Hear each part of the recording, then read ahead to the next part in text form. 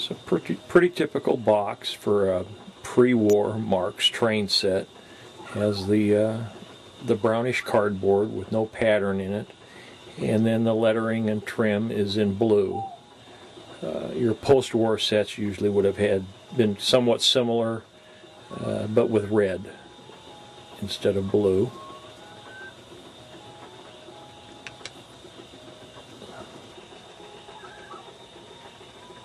Also very typical of the early Marx boxes is where they would have rubber stamped with an ink pad the model number. Through the years it's completely faded away. I can't tell you how many digits are there. About the only thing that's somewhat legible, it appears to be the very last, and I think you can almost make it out there as a K. So without any other information, I've just nicknamed it the K set.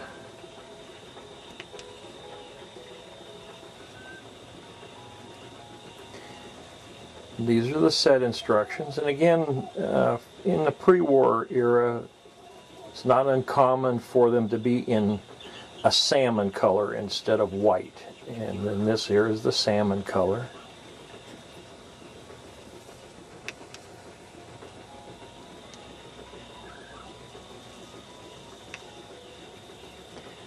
As a little interesting bonus to the set, stuffed inside is this rather moth-eaten receipt for somebody's subscription to a newspaper in Newton Corner. I believe that's Massachusetts, but I'm not sure. What I find extremely interesting about it is the date on it. I don't know if you can make it out here, but the date that's stamped on it is 11/30/41. That's a week before the attack on Pearl Harbor.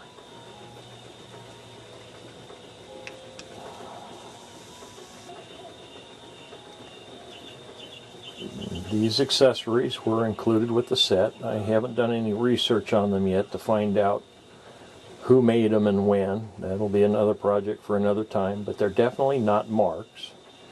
They would appear to possibly be Lionel or Hafner. Probably a little bit too tall for Hafner, but I'm not sure yet until I do some research.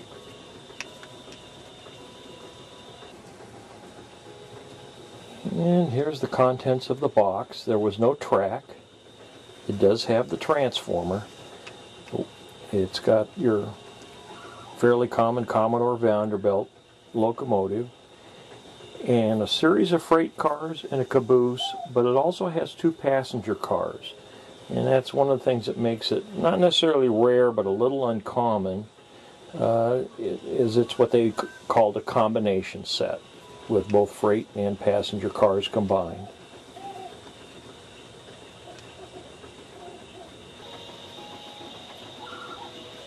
Now I've gone through the books, the Greenberg's Volume 3 book that they call the set book, and also all of the volumes of Collecting with Marx.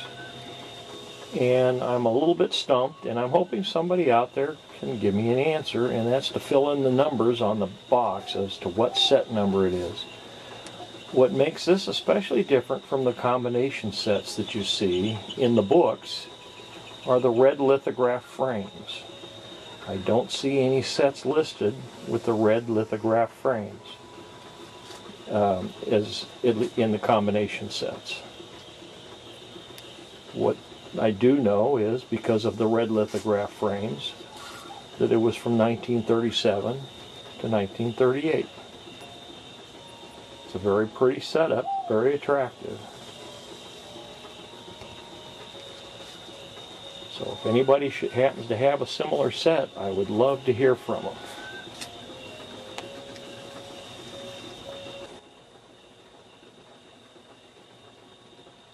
Now, I have not serviced this engine at all, so this is the way I got it.